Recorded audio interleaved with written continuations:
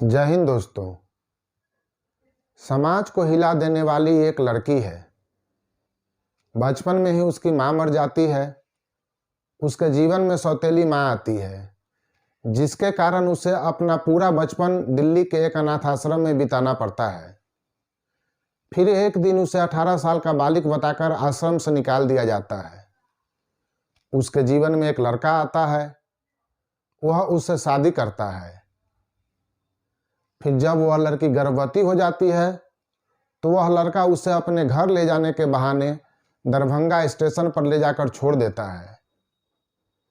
तब वह गर्भवती लड़की भीख मांगकर अपना गुजारा करती है, और जब वह अपने बच्चे को जन्म देती है तब फिर से उसका पति उसके जीवन में आकर वह बच्चा उससे छीनकर ले जाता है।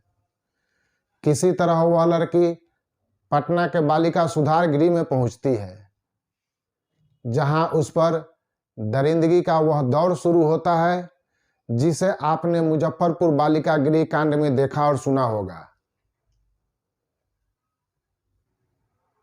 कुछ साल उस नरक में बिताने के बाद वह लड़की किसी तरह से बालिका सुधार गृह से निकलती है और कुछ एनजीओ की महिलाओं की मदद से वह अपनी आप बीती दुनिया के सामने रखती है न यह किसी फिल्मी कहानी के जैसी? इस पर एक फिल्म बननी चाहिए। आइए उस लड़की की जुबानी उसकी आप बीती सुनते हैं। अब बताओ क्या हुआ है तुम्हारे साथ?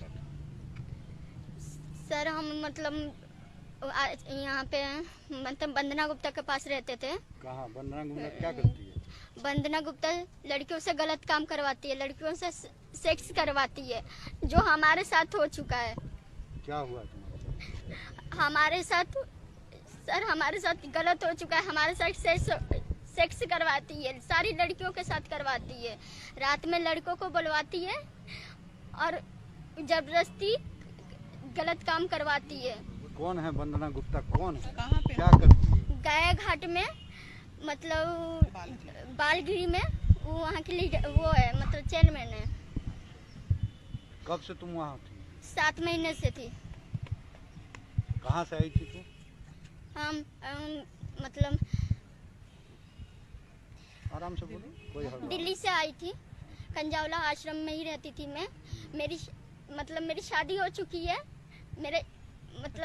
मेरा पति छोड़ दिया है। मेरा 3 साल का बच्चा है जो छीन लिया गया है मुझसे। उस दौरान मैं आश्रम में वहाँ पे वंदना गुप्ता के पास में आई थी, भूली भटकी में, रिमांड होम। हाँ, रिमांड होम में। वहाँ पे मेरे को मतलब रात में पता चला कि लड़कियों को चुपचाप लड़कों को बुलाते हैं और गलत काम करवाती हैं, और उसमें नशा का मतलब खाने में नशा का दवाई देती हैं। ये पता चला था कि तुम्हारे साथ हुआ है, क्योंकि हमको पहली बार खिलाया गया था तो हम बेहोश हो गए थे, और हमारा नीचे जब सुबह उठे तो हमारा पूरा पेन हो रहा था। और सारी लड़कियां बोली कि मतलब लड़के यहाँ पे आते हैं और तुम्हारे साथ भी ऐसा हो चुका है। तो हमने बोला कि क्यों तुम लोग क्यों नहीं बोलती हो, बाहर क्यों नहीं शिकायत करती हो? तो वंदना बोलती है कि अगर हम लोग बोलेंगे तो वंदना गुप्ता हम लोग को जान से मार देगी, और वो मारने की इस कहानी में एक विलेन है जिसका नाम है वंदना गुप्ता, लेकिन उससे भी बढ़कर हमारे शासन प्रशासन में बैठे वो उच्च अधिकारी और कुछ ताकतवर लोग हैं जो उसे बचा रहे हैं।